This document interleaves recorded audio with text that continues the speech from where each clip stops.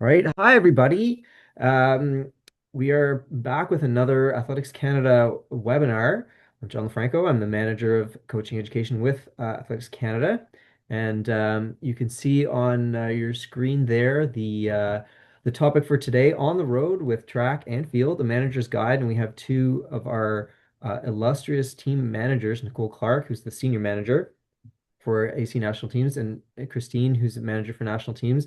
Both have been around Athletics Canada probably for a long time, longer than I have. Two of the few people that have been around longer than I have, which is a long time. Anyway, we won't get into that. But before we start, I'm just going to stop that there. Before we start, just the usual things. Everybody is muted, and if you have questions, you can put them in the Q&A box, and I'll see them, and then I'll pass them on to our presenters, and we'll do your best to answer them. They're going to do a little presentation, and then we'll do questions at the end. Vous pouvez aussi demander vos questions en français et je vais traduire pour nos panélistes.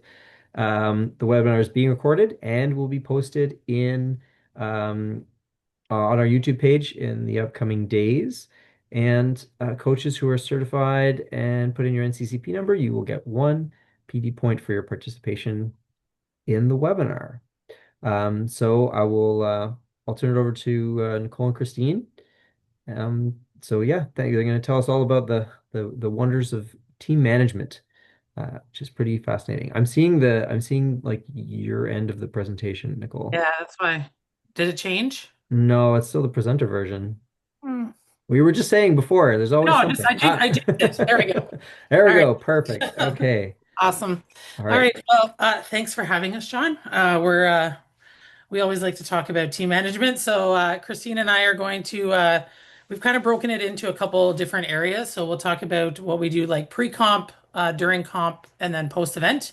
And then at the end, we talk a little bit about some like the manager's toolkit in terms of some of the things that we just keep in mind when we're on the road with teams. And as we go through it, like lots of it is like it'll apply to we deal with teams from like with 4 athletes up to 65 athletes. So, every team and competition is a little different. So not everything that we're going to talk about applies to every team and every competition, but we can delineate that a little bit as well as feel free to ask questions throughout the presentation. So we will start with pre-comp. The first thing, and this is probably Christine and I's least favorite part, is doing the budget. So we probably have anywhere from 12 to 20 events a year that we look at the logistics for. Again, from camps to competitions. Again, it could be a small NACAC or regional competition all the way up to the World Championships and the Olympic and Paralympic Games. So every event is a little different in terms of what we do, but we always have to budget and look at that to keep a rein on that. And especially over the last couple of years, budgeting has become more and more tricky just because the cost of everything is going up. So that is usually where we start is in the budgeting process and make sure that we have definitions of what we're looking for and what we have to do. And again, every team and competition is different in terms of what is covered by an organizing committee and what isn't. So we have to take that all into account when we are looking at those budgets. The rest of everything else that we're going to talk about, as well as the budgeting, is really what we build out in our project plans for every event. So we build out, we have templates that we use, but we basically build out a project for each camp and competition that we have, which is kind of a checklist for us to go through and make sure that we've ticked all the boxes as we lead into competitions and camps. So we're just going to go through those. So the next one is a site visit, if it's applicable. So we don't do a site visit for every event that we go on, but we do for the major ones. So World Championships, Olympic and Paralympic Games tend to be the key ones that we do site visit for.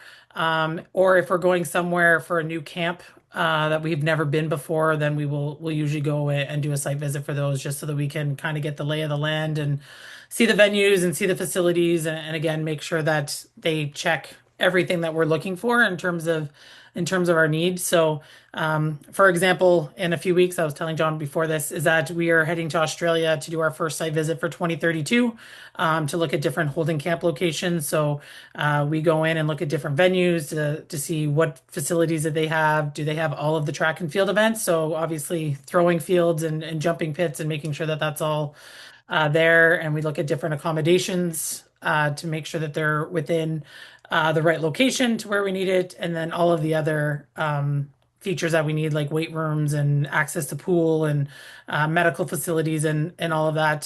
So we have a checklist again that we take on the road with us when we do our site visits.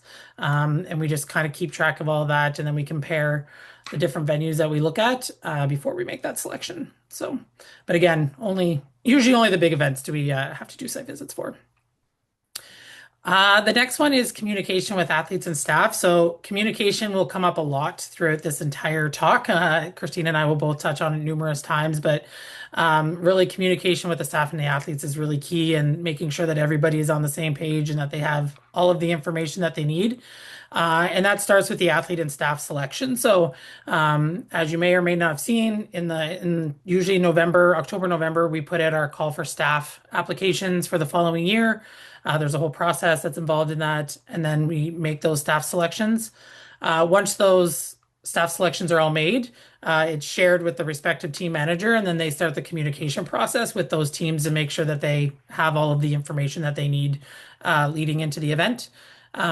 And the athlete kind of works on the same way. We put out a selection criteria that gets posted and shared.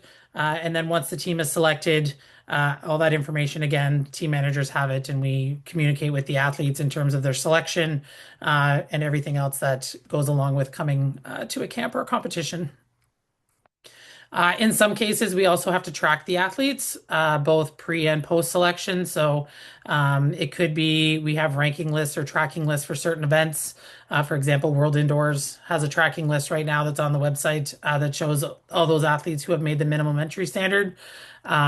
It could be a major games like the Olympics or Commonwealth Games or the Paralympics, where we have a long list, which I think Kristine will touch on a little bit as well. But there's a whole pile of requirements that go along with that long list that we also have to track athletes to make sure that they've done all those requirements and meet all the deadlines. So it's just making sure that we try not to inundate them with too many emails, but we try to make sure that they're as efficient as possible so that they're getting the information that they need and they're able to do everything that they need to do to be ready. Webinar series. So similar to the coaching ones that John does here, we do webinars for most of our major teams.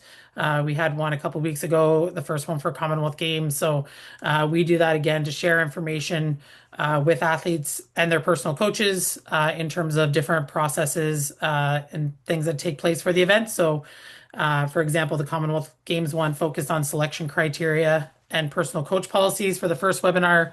We'll have another webinar in a couple months that will focus more on the holding camp and things to know about the games. And then the final webinar is usually those last minute logistics, traveling in to the holding camp and into the games. And we give them all those last final details that they need.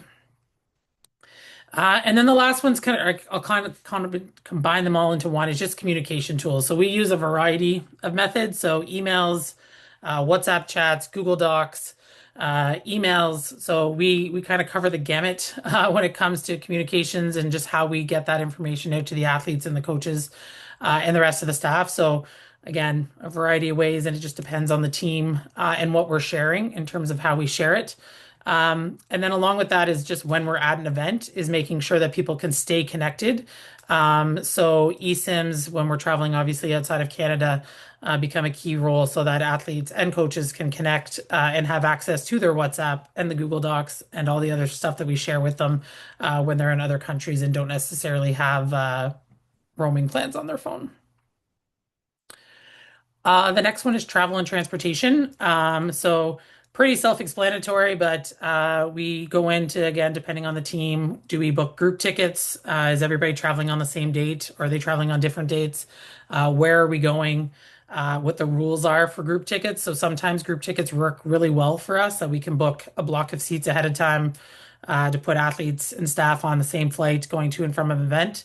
But other times they don't work just because of like naming deadlines and when you need to confirm seats and everything. So teams where we have very quick turnarounds in terms of naming a team and team traveling, we don't tend to use group tickets just because the rules with the airlines are to the point now that it just doesn't make sense. So we'll just book individual tickets, but group tickets do tend to work well. Really for the U20, I would say is a big one where we use group tickets, or a team where we know that we're going to be picking them enough in advance that we can name them and have everything in place for them.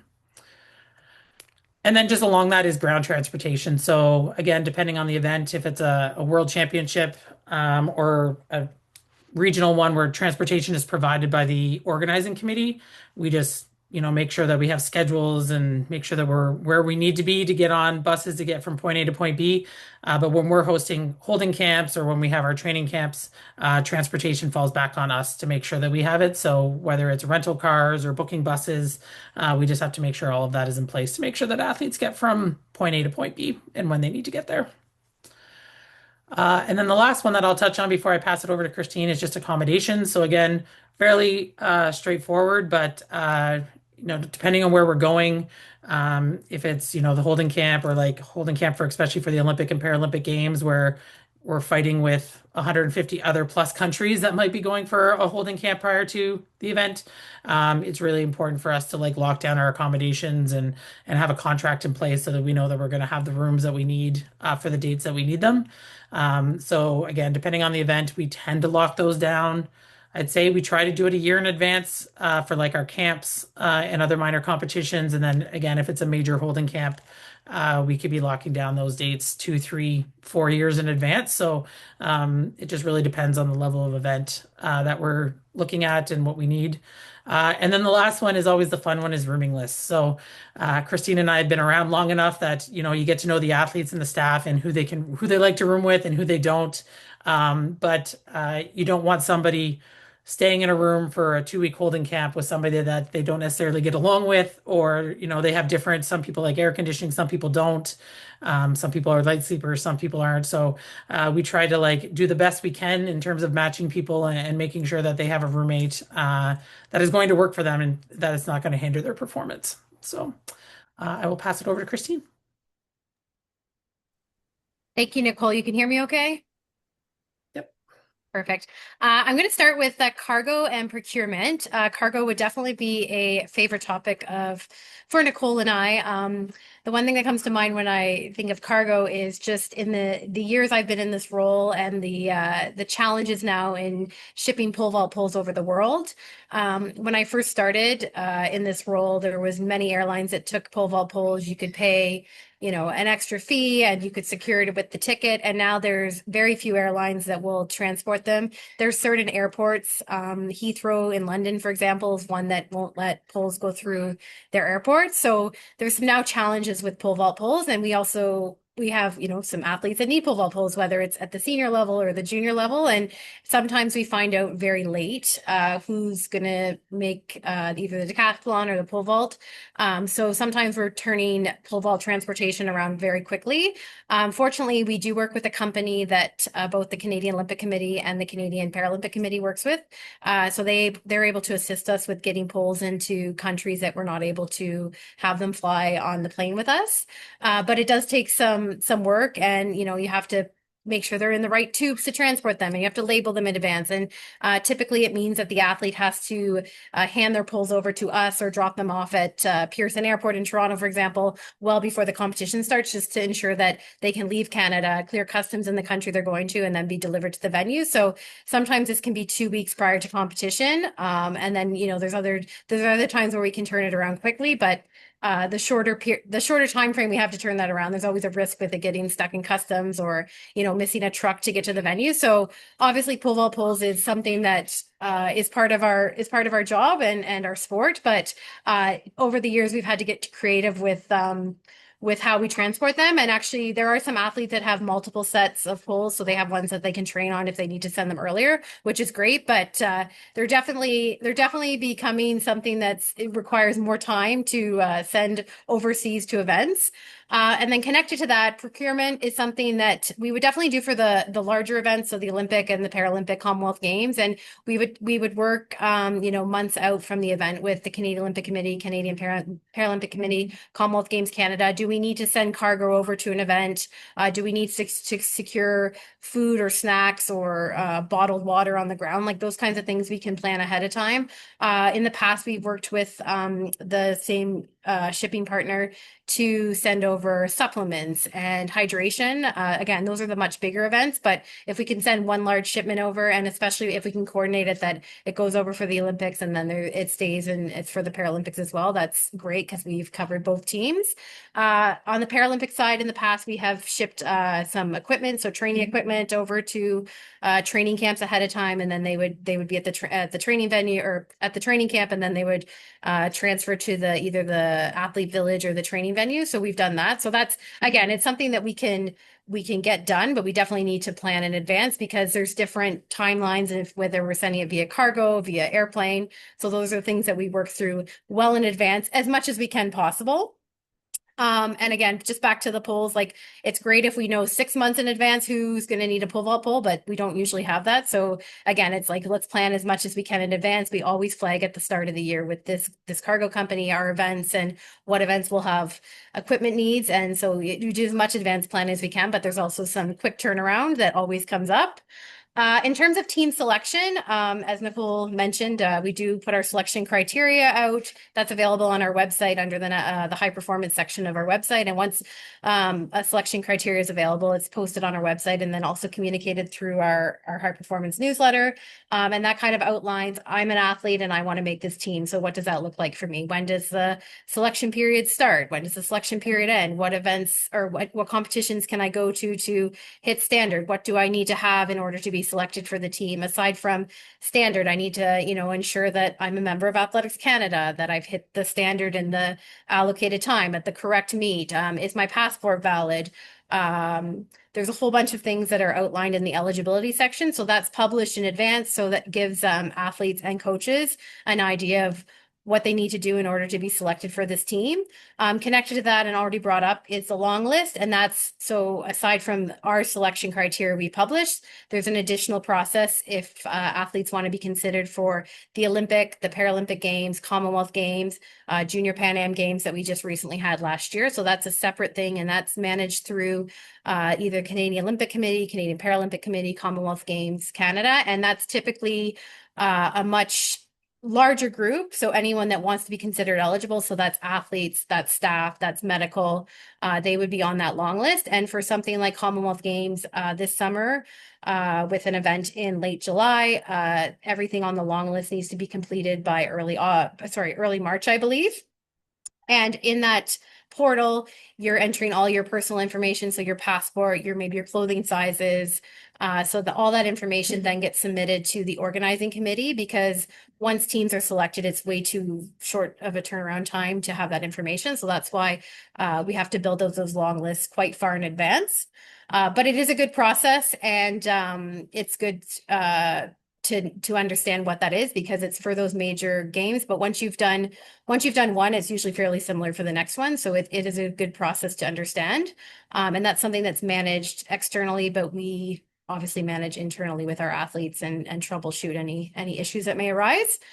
In terms of entries for an event, they're done in various ways. Most of the time now they're done through an online portal of sorts, but there is the odd event where we may still submit a spreadsheet. But World Athletics has an online entry system where you do all the entries in the system, and that's for both athletes, potentially alternate athletes and staff that are going.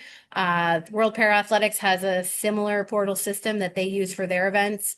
For some of those larger events, so the Olympic and Paralympic Games, we might submit a separate entry system to the COC or the CPC, then they would then submit to the organizing committee. But most times now, those are done through an official entry system, which is usually fairly straightforward and it allows for us to pull reports and get any information we need. And most of the time, the information's already in there in terms of standard or marks that were met, so we don't have to enter that. So that is helpful, but there is still the one-off where we do submit a spreadsheet and those are accepted. In terms of outfitting, that's a big one. So if it's our events that we manage, they get every athlete and staff member that's officially on the team would get a kit from us, and our sponsor is Nike. So that's a kit that, depending on when the team's selected in terms of, and when the team departs for competition, they may get it a couple weeks in advance delivered to their house. They may get it at an event. So last summer, for example, we were able to outfit a few teams at nationals in Ottawa, which is super helpful because the athletes are on site. They could get their clothing. They could do exchanges on site, which was super simple. Or it might be the case where the team's picked very last minute and we've had to ship it ahead of time to the event and they get it on site.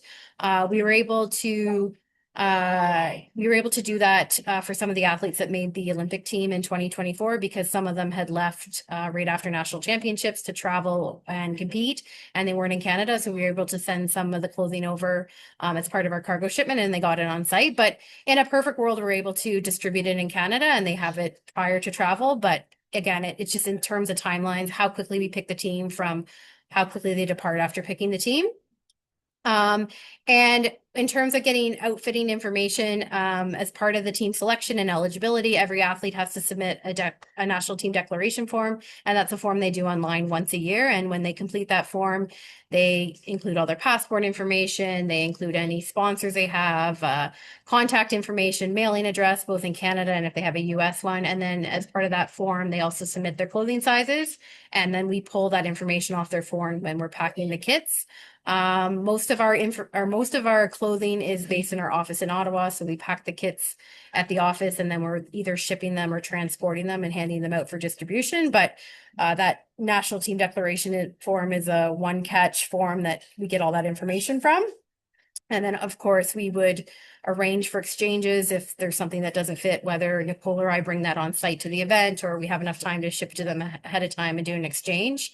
But it's a clothing process, and especially with I find the younger teams, the clothing is a big deal, and of course everyone wants their clothing to fit, and unboxing their clothing for the first time is a big event, especially for the junior athletes. But obviously up to the senior level, you want to make sure your clothing fits properly and you're able to compete in it. So that's something we want to ensure that we have correct. And as part of the outfitting process, Nicole and I would obviously travel to events with some emergency clothing if needed, if we have to do a swap out or a singlet ripped at the warm-up track. These things do happen. So we do have some emergency slush on hand available.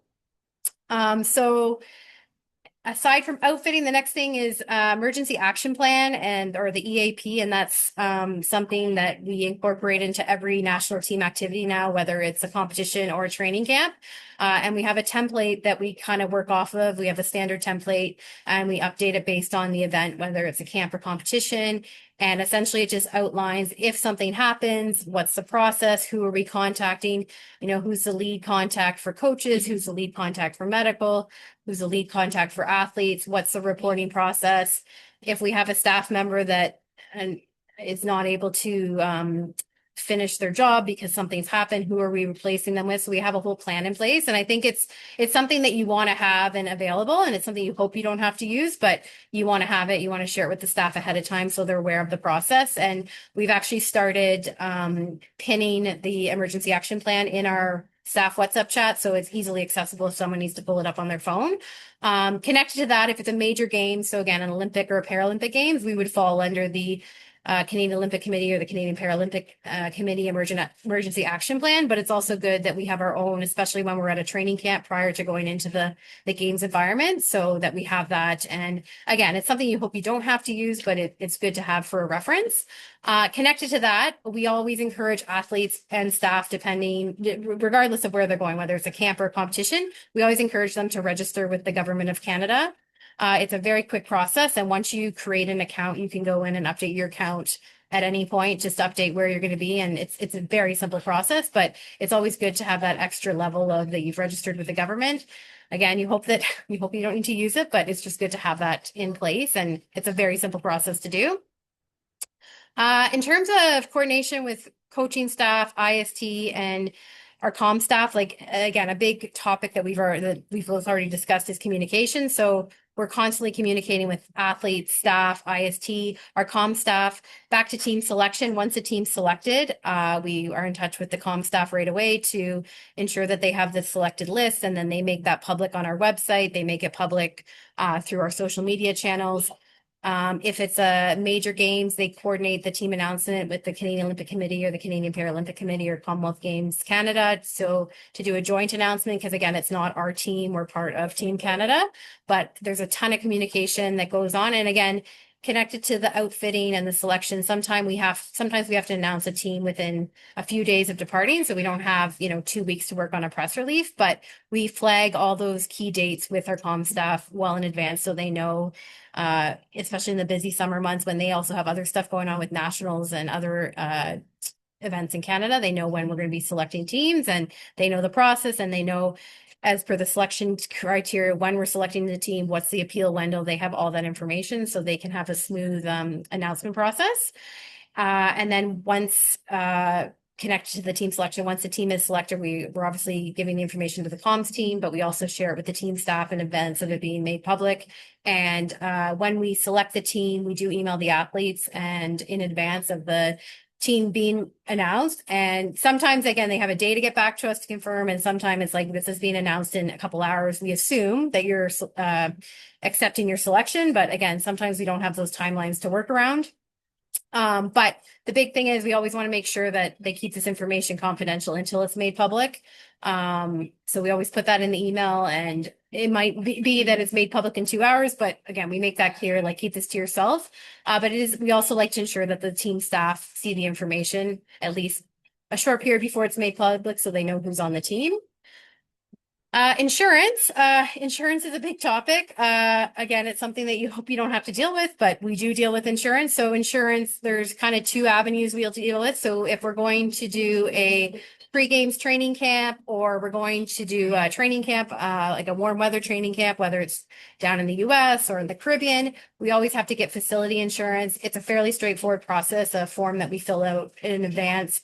We submit to our insurance broker. They send us back a form that says we have insurance, and essentially that insurance covers us at the facility, wherever that might be.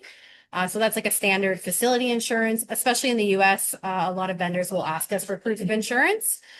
In terms of medical insurance, we have a separate policy that covers our staff and our athletes when they're traveling outside of Canada. There are some measures that need to be in place. They need to be under a certain age. They need to have a valid health card in Canada. But that insurance would cover them if they're at an event and they get injured or they get ill and they need to go to the hospital. And that's a policy that the team manager would have. And we also share that with the team medical, and they have that information, and we share with the athletes as well and the staff, so they know they're covered. If they don't have insurance in Canada, they don't have a valid health card. We do have athletes that have lived out of Canada for X number of years because they've been in school or they've actually never lived in Canada. We do ask them to have their own insurance. And again, we can assist them with that, but they need to have insurance. They need to know they're covered if something happens.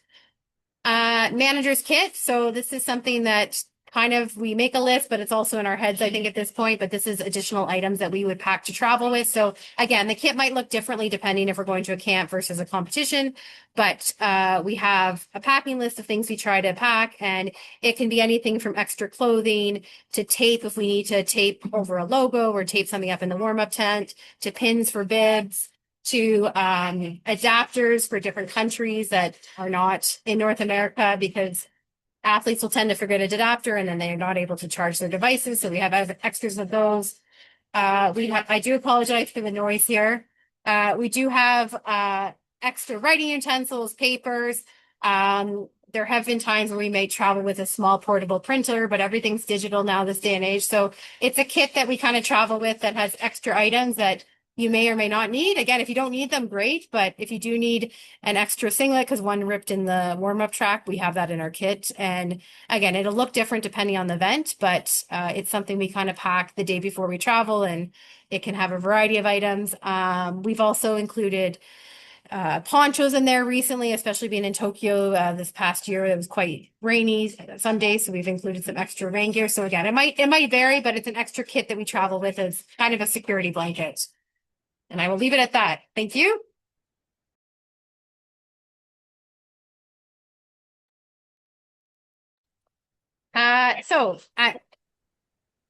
You're on. You're good. So apologies, I'm up next.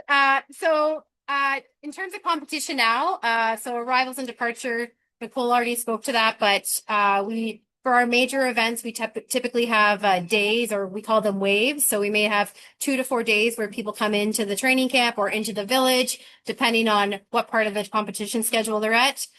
We obviously don't want people to be in the village too early and get go kind of cabin stir crazy because they're in the village too early, but we want them to be in a couple nights before they compete. So that's something that's planned out in advance. We have the dates, and we publicize those in advance on those webinars that Nicole spoke to earlier that we have prior to competition. And the athlete can plan with their coach what their travel plan may look like. On some of the smaller or the junior teams, we typically just have one arrival date and then one departure date because they're much shorter competitions. On the senior teams, they may come in on different days, and typically they'll leave 24 to 48 hours after the competition is done.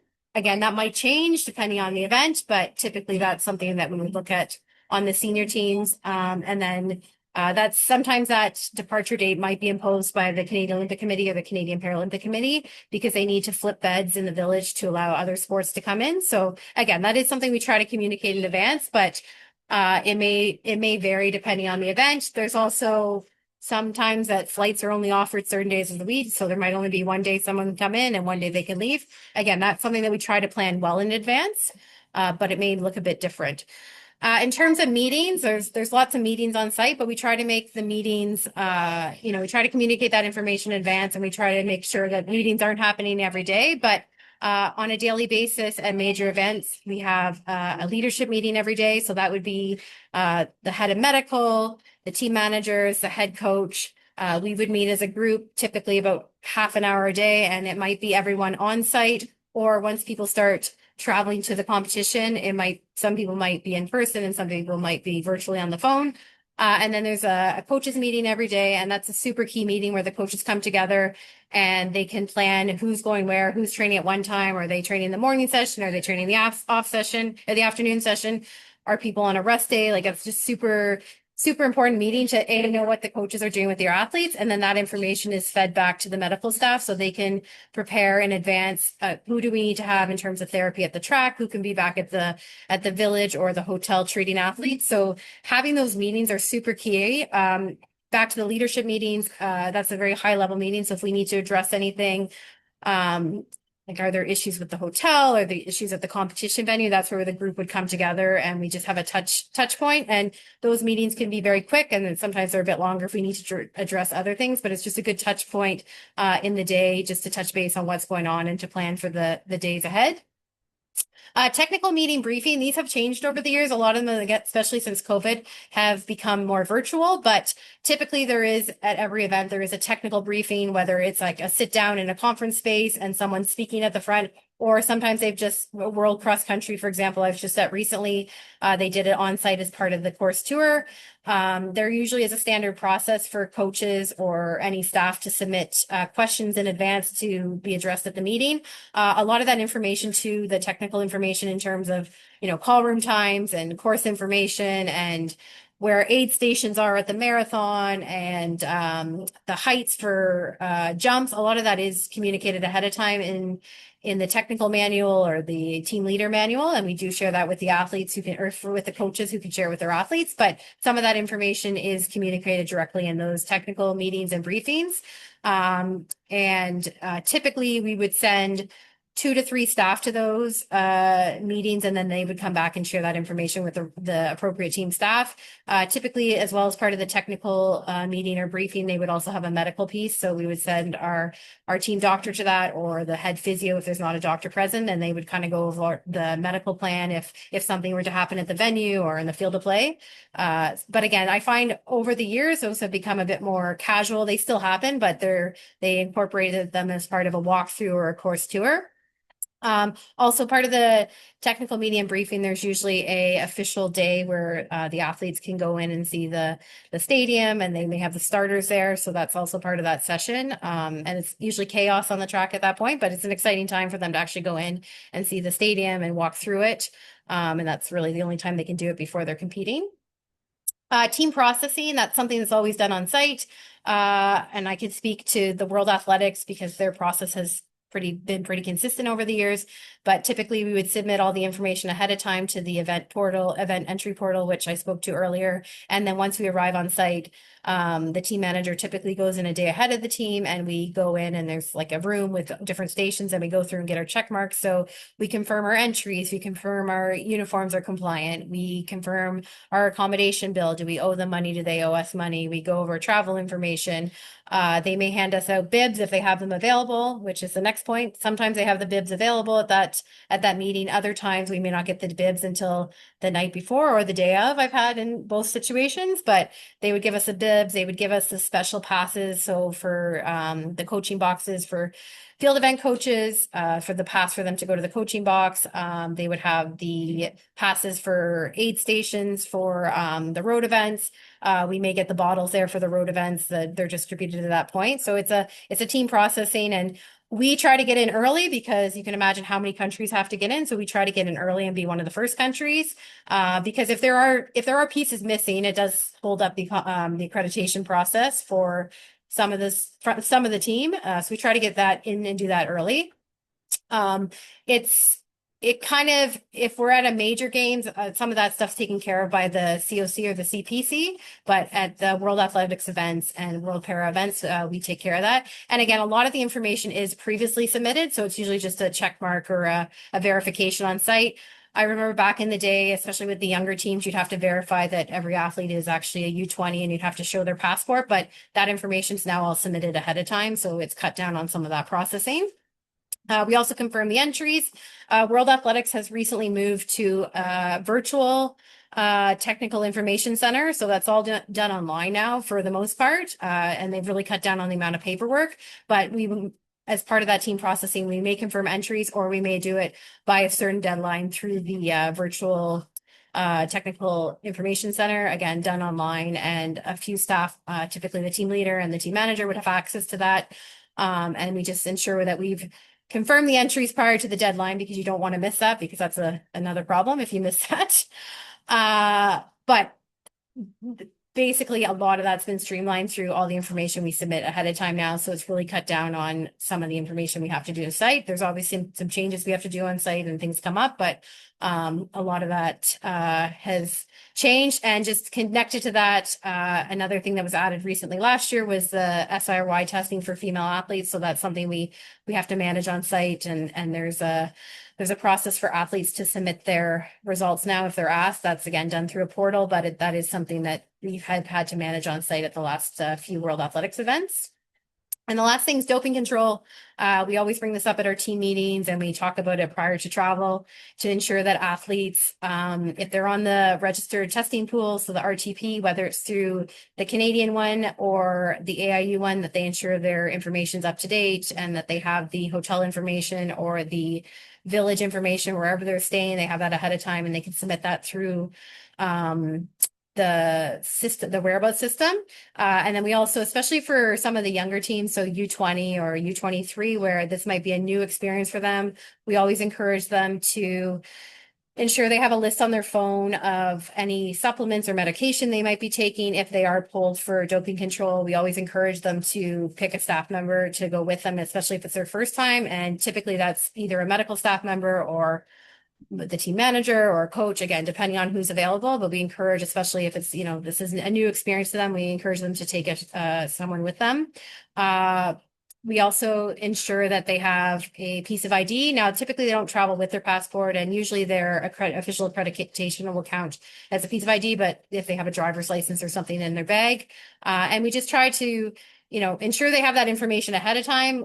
So if they get pulled, whether it's at the hotel or the village or at the competition venue after they're competing, they hopefully have that information. So it's less of a panic. Oh, I can't remember where I left my cred, or I can't remember my supplement list. So we just encourage them to have that information ahead of time.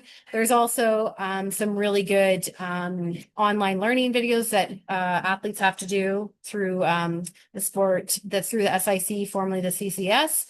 So they kind of goes through the process, and we can also provide those videos to athletes who ask for them if they want to know what the process might look like. But doping control can happen at the hotel, at the venue, in the village. It can happen anywhere. And the one thing we always remind the athletes is to ensure that they're in the hotel rooms that they're supposed to be, because if doping control shows up at the front desk, they're going to look for them, and we want to ensure they're in their correct hotel room. So I'm going to leave it at that, and I will pass it over to Nicole. Awesome. Thank you. All right. So duty sheets, I'm going to actually just leave that there for a second because I have a separate slide and I'll talk about duty sheets separately. So we'll come back to that one. The next one is coordination with the IST. So for most of our competitions, we'll have an IST lead there with us, and it could be, you know, one of the chiros or one of the physios. It just depends on the event. But we work with them to make sure that the IST sign up sheet is available for athletes. So if it's a quick event like NACAC last year, where we're literally, we go down, we compete, we come back, you know, the sign up times are probably very limited because most of the treatment is happening at the track. So it's, you know, they're there for pre-comp, after post-comp, and we do it all under the team tent. So we don't really have a lot of therapy back at the hotel. Whereas compared to like the Olympic Games or the Paralympic Games, where we have a holding camp and then the games, we typically will have therapy sign up every day. And it might be evening and afternoon sessions. And, you know, sometimes we send half of the IST to the track for the training session and the other half stay back at the hotel because not everybody's competing. So we work closely with that IST lead in order to make sure that sign up sheet is available. And it's usually a Google Doc that we share in the WhatsApp group. And we make sure that athletes have access to it so that they can sign up for their therapy throughout the camp and competition. The next one is bag check. So what we do for all of our competitions now, I think. So before an athlete gets on a bus to go to the track to compete, they do a bag check. So when I get to the duty sheets, you'll see the times on there, but we set a time and a place where the athletes need to come. And we have a list of things that we go through and we make sure they have it in their bag. So it could be their accreditation, their competition uniform, their spikes or throwing shoes, snacks, their phone, podium gear, depending on the day and what round of competition it is, sunscreen, bug spray, water. So we have a list and it's on the duty sheet that gets shared with the athletes and the staff.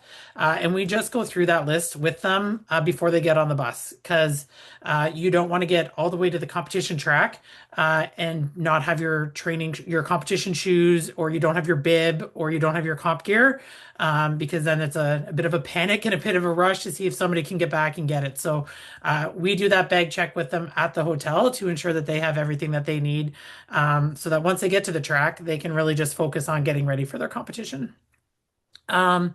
And the last one before we go to the duty sheets is the team tent. I will say more and more, especially on the big events, our team tents are signed. So we don't have to get there early and pick the good tent anymore. And that we just have to go in terms of whatever tent we've been assigned, and that is the one that we set up in. But there are events where we have to go and pick our tents. So again, when we go in a day early, we try to get to the track, get to the warm-up area or wherever the team tents may be set up, and try to stake our claim on one of the tents. And you know, depending on the event, there's a variety of reasons why we look at different spaces, but we try to get one that's usually close to the call room, or to the screen, so we can see call room times. That just makes it easier for us when we're trying to get athletes to the call room, and we have that direct vision to the call room. So those are some of the key things that we look at when we're picking our team tent. And then the duty sheets. So the duty sheets, we've used them as long as I've been at IC, and Kristine's used them. So these are basically a guideline that we use every day during competition to know where athletes are going to be, and so that they know where they need to be and when they need to be there. So as you can see, and it's not super large font, but basically this one is set up. This was day 1 or 2, day 2 of the World Championships last year. It's got the morning session there and the evening session split up. And basically there's a line for every athlete who is competing. And it's basically what time is their bag check? What time are they leaving the hotel? What time do they get to the warm-up track? When do they start their warm-up? When does the call room open? When does the call room close? When are they in the stadium? And when does their event start? So we do that for every athlete in there. And as you can see, some of the ones closer to the bottom don't have departure times or gathering points. And that's because that is like a final for a semi that they're hosting earlier in the night. And they don't have to recheck in or they don't have to go back through the call room. So we lay that out depending, again, every competition's a little different, but we make sure all of that information is in there. Tokyo last year also had a weird twist in that we had two different warm-up venues. There was a separate warm-up venue for the throws versus everything else. So that is why there's also a column on there for the different warm-up venues so that we knew which athletes were going to which track. On the far side, you'll see a staff column and you'll see a bunch of initials. So that is basically who is responsible for those areas during or for that athlete or during that time. So who's looking after the bag check, who's their team coach, is their personal coach there, who's in the stadium. So usually that was me in Tokyo. So I'm there in case of any appeals that we need to do. Making sure that if, somebody goes down, I can put it in the chat, if medical is going to be required. The next one is who's doing post-event. So mostly that is usually Caroline, who's been our media attaché at the World Championships and the Olympic and Paralympic Games for the last few years. So she again is the one that's making sure they get through the mix zone and gets the post-event control. And if they get pulled for doping, she's usually the one that can see that and she can again put that in the chat so that the staff are aware of it. And then we usually have a staff member assigned to doping control. So that person is the one who's available to be a chaperone if the athletes request it, or just making sure that they can get through the process. Along the bottom, we list the IST. So you see the AM and the PM schedule for this specific day. So it's which IST are going on which buses, and in this case, also which venue. It also has like a staff list in terms of where the managers, the team media attachés are going to be. And then the last one is the bag checklist. So as mentioned on the previous slide, this is where these are the things that we're going to check to make sure that they have in their bag at a minimum. They may have more in their bag other than this, but these are the essentials that we make sure that they have. And then last but not least is post-event. So most of this is very administrative in terms of what we do, but it is necessary and we want to make sure that we do it. The first thing is finance. So we make sure that any expense claims that come in get processed and sent to finance. Any invoices that we need to pay get paid. And we can mark that, or if we have to invoice people. So in some cases where personal coaches come and we've secured their accommodations, but we're not covering the costs, then we invoice them back for those costs. So making sure that all of the finances are in order and that everybody who needs to be paid gets paid and all of that fun stuff. The next one is the post-event survey. So for every camp and competition, we submit a survey or send a survey out to all of the team members, so athletes, staff, IST coaches, and any personal coaches that attend. And we just want their feedback. So we take that feedback to help us as we plan for future events. Some of them can be very quick. So if it's a world championship or an Olympic Games, not a lot of the logistics components are necessarily under our control. So we don't necessarily ask all of those questions, but it's a warm weather camp where we control all of the logistics. So in terms of transportation and accommodation and meals, we want the feedback from the athletes and the staff so that we can, use that in planning for future events.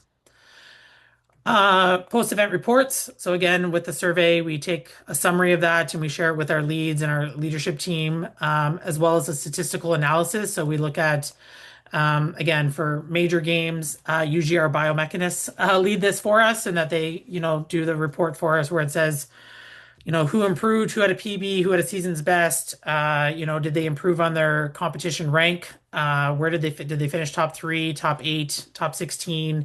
And we do all of that data analysis.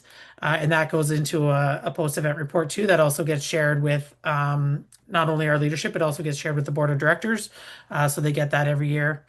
And then finally, just the last two is debrief meetings. So usually at the end of, usually in the spring, so after all of our warm weather camps are done, and then again in the fall after all the competitions are done, we do a national teams unit debrief. So all of the managers and get together and we go through all of the events and we just talk about what went well, what didn't, what can we try, what might work better, what do we want to stop doing in some cases. So we do that twice a year to go through our camps and competitions, and then that goes into a bigger debrief that is done with all of our high performance staff in the fall, as well as our seasonal planning meetings. So we take all of that information and then we share it with the broader HP group. And then the final one is just appreciation. So we have a mix of staff for every event. So some of them are volunteer coaches, not necessarily contracted IST. They may only do 1 or 2 events a year. So as a token of our appreciation, we always send out a thank you email and certificate. And then usually at the end of the year, we also send out a big thank you to everybody who has impacted our high performance program. So it's just a small token of our appreciation, but we make sure that that they know that they are well appreciated and that we couldn't do what we do without the rest of them as well. So, and I'm going to pass it over to Kristine for the last slide. Thank you. So just a few thoughts around the team manager toolkit, not the actual kit we're traveling with, but some overall ideas. So definitely to be successful in this role, we need to have loads of patience, extra loads of patience. I know for myself, you could wake up the first day at a training camp with a plan of A to Z on how the day is going to go, and then you get a call within an hour that someone needs to go to the hospital to have imaging done, or someone's flight has been canceled and we're trying to get them stuck out of a snowstorm, or trying to find lost luggage somewhere. So I think it's important to have patience and to understand that things happen sometimes, especially if we look at our region that we're in, the NACAC region. Sometimes things happen quickly, and sometimes things take much longer to happen. So definitely need to have loads of patience, and that's in our role as a team manager, if we're dealing with the athletes and the staff and the medical staff, we just need to have patience and understand that things will eventually happen, but it may not happen how we thought it was going to happen. Distraction management is a huge thing. Again, connected to the patients. We as team managers, we want to do as much as we can in our day to ensure that any type of distraction we're keeping away from the athletes and the staff, so the athletes can focus on what they need to do, and the coaches can support the athletes so they can do what they need to do, and then of course the medical staff supporting the athletes. But we want to take away any possible distractions. We can't obviously take everything away, but if there's an issue with food at the hotel, how can we work with the hotel staff to ensure that the athletes are getting the protein or the nutrients that they need, and how can we make that important so that they're not starving at the end of the day? Anything we can manage off the field of play and take off the athletes and the other staff to manage, that's a big part of our job. Again, we're not superheroes, but we try our best, and I think a big thing of that, and connected to the next point, is communication. We need to know, like, we can't know everything. We're not reading minds, but we need to know what are the challenges. And that goes back to what I talked about earlier, those daily check-in meetings, whether it's the coaches touching base or the leadership group or the medical group. We need to know as team managers, if Johnny and his roommate aren't getting along, like, we need to know that. We don't want to find out the last day of competition that this has been going on for 10 days. Like, we need to know that. And that's just open communication. We're having regular check-ins with the staff, the hotel staff, if we're managing with them. If we're dealing with the Canadian Olympic Committee or Canadian Paralympic Committee, we just need to have open communication. And that might be everything from the pre-preparation webinars and phone calls we're having, and then up to on site if we're having a quick meeting or WhatsApp. I mean, WhatsApp's your best friend at these events, and that's typically why your phone is dying by 10 or 11 o'clock in the morning, because there's always constant WhatsApp chats and groups. But it's a very effective communication tool, especially for quick things, because you're not always sitting at your computer and going to be drafting up emails. So again, a big part of this distraction management is also communication. We need to know what's going on. And I always say, like, come to me with any issue. I may not always have the solution, but I can try my best to work on something. And whether I'm talking to Nicole, or I'm talking to our doctor, or I'm talking to our coaches, like, let's work on a situation. Because the worst feeling is if you find out 5 days after the event that there was this big issue that you could have addressed on site, but you didn't know. So that's just a big thing about open communication. And that's like a two-way street. We want want communication from the athletes, we want communication from the staff. And the biggest thing we can do also is, and I spoke to this earlier, is as much advanced communication, knowing that things will change on site. But if we can share warm-up times and venue times and bus times and how long is it going to take to get from the warm-up track to the competition venue, like any of that information, as much as we can share that in the webinars ahead of time, I think that's been a huge positive. And that's something that came out of COVID with all these advanced webinars. We can share as much information ahead of time, knowing that things will always change on site. And again, that comes back to the patience thing, but as much communication as we can do ahead of time just eliminates some of those surprises on site. And then ability to be flexible and adapt to changes.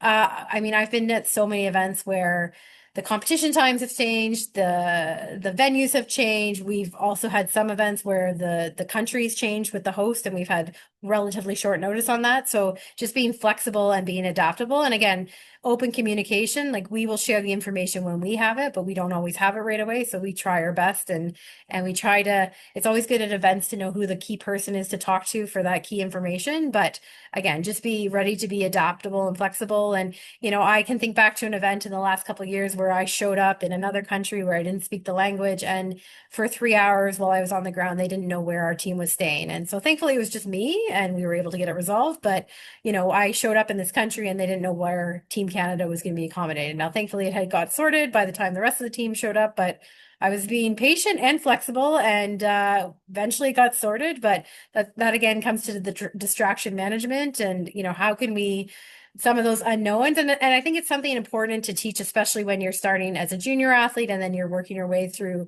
you know, the U23 and the senior teams. Like these things always come up, but like instilling some of those tools that we have on these athletes and coaches when they're starting on the national team journey, it's important. It's something that will help them over the years. And I think I will leave it at that just because I'm looking at the time and John might be getting ready to kick us off shortly. Woo! All right. So I'll only disagree with one thing there. You are superheroes, both of you. Um, yeah, great stuff. And I mean, I've done a couple manager jobs, and yeah, like I hear it. Like I remember being in a cab in a country where I don't speak the language and telling them to go to one hotel and then getting messaged to be like, no, that's not the hotel, go to this other hotel, and not being sure if that was going to be the right hotel. But like that's why you go ahead of time. So we don't have a lot of time for these extra questions that we'd prepared, but I did want to throw a couple of them at you just to because I think there's some, you know, stuff that people are curious about. But I think that the presentation was great. I feel like, you know, really kind of, you know, demystified the whole process, and I hope people understand like how much behind the scenes work is going on here to support the athletes. And it's good that if I think it's good people don't know that because that's kind of the whole point, right? Is that they're there, they ideally they're showing up, doing their event, succeeding, and they don't even, you know this is going on because people like you two are doing such a great job. So the question I wanted to ask is what can a personal coach of an athlete who's on a team expect when that athlete makes a team, but that personal coach isn't there? That's something that people I feel like want to know. So like, well, how does that kind of work with the managers and the coaches when the personal coach isn't there? Sure. So, again, every event's a little different in terms of how the personal coach role takes place and how they can manage it. But if a personal coach is not going to the event, again, we share as much of the information that we share with the athletes, we share that with the personal coaches. So they're always invited to join the webinars. They get the emails when they're sent out. So we just want to make sure that they are aware of how things are going to work. So, you know, arrival times, training times, and everything. And what happens is that coaches, like the staff coaches, will reach out to the personal coaches ahead of time. And again, if we have a really short turnaround window on team selection, it may be the same day as team selection that they're getting that email. Or if we have a, you know, a bigger window between team selection and team departure, it may be a week or two before they get to the camp. But and they ask them what those plans are for that athlete. So they want to know what that athlete's plan is in terms of, you know, their training schedule. You know, what does it look like? What works well for them, especially if they're not coming to a big event like a world championships or a games? Like, you know, what do they need on their last big training session before they go into competition. What do they need on that day before, or what do they need on comp day? So, again, communication, Christine and I probably can't talk about that enough, but it's just making sure that they're communicating with the staff coach to make sure that they're all on the same page and that the staff coach knows what the athlete needs. And then if any of that needs to come back to us in terms of what the athlete needs, then making sure that we also get that information. So. Uh, awesome. Okay, so we're really going to just do one more question because we want to sort of people have budgeted an hour, so we'll give them an hour. But if there's just like one takeaway you want coaches to remember about team management, what would that be? You want to take this one first, Christine? We can say what our both of ours are, but Yeah. Yeah. I'll let Christine go first. Yes, I think connected to what we've discussed quite a bit over the last hour is communication, open communication. So that's from, once they're assigned to the team, as Nicole just spoke to, communicating with the athletes directly, because a lot of the team coaches might not be working directly with some of these athletes, especially on the junior teams where these athletes are making teams for the first time. So open communication and a clear understanding of and this is across the board for all staff, a clear understanding of roles and responsibilities. Nicole and I know what our role is as a team manager. And again, I think back to what I said earlier, a lot of the stuff we manage off the field of play, and leading up to the event and obviously on site during the event, but a clear understanding as the role of a coach versus the role of a team manager, how the coach works with the team manager, with the IST. But I think it all just comes back to open communication, and we're there to support the coaches. And if there's an issue, we want to know about it. And again, we may not be the person to solve it, but we'll try our best to find a resolution. Yeah, I think the only thing I would add to that is really just like planning. Again, it comes back to the communication part, but like having a plan for your athletes. So, whether it's they're coming to the holding camp prior to the games or they're going to go directly to the games, but having that plan in place. And it's happened where they say one thing and then in the next thing we know they're like, oh, my coach is coming to the holding camp, and it's like, well, we don't have a bed for them in the holding camp, or we don't have transportation to get them to and from the airport. So if I could just adding to the communication piece, it's just the planning piece and like having that plan in place. So especially for the big competitions, so again, Worlds and Olympics and Paralympics and Commonwealth Games, it's just having, talking through that with your athlete and having a plan A and a plan B in place that if they get selected to the team, because again, there could be a quick turnaround, is like, what's the plan? Or is the personal coach coming? Are they not coming? Are they only coming to the camp? Are they only going to the competition? So just along with the communication piece is just trying to have that plan, and it could be plans A, B, and C. But then at least we know that you have plans A, B, and C in place because, as Christine mentioned, we're not mind readers. So as much information that we can get, it just makes, we can plan better to that. So. Amazing. Yeah. So communication, all comes down to communication.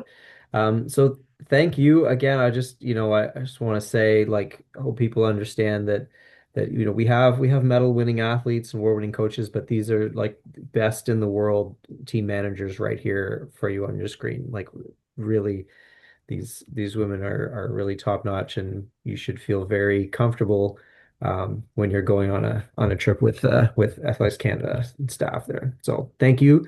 Um, I put in the chat our next webinar, which is next week. So we are getting right back at it. I'm just going to throw up the little graphic here. It's the topic is bridging the gap, supporting track and field athletes during breaks from university. So essentially, you're coaching athlete, they're going down to NCAA, and then they're coming back for the summer.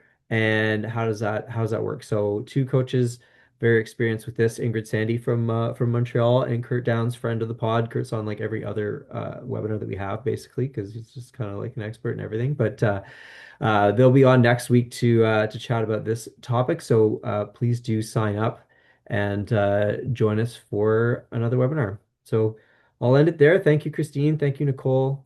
Have a great night, everybody, and hopefully see people next week.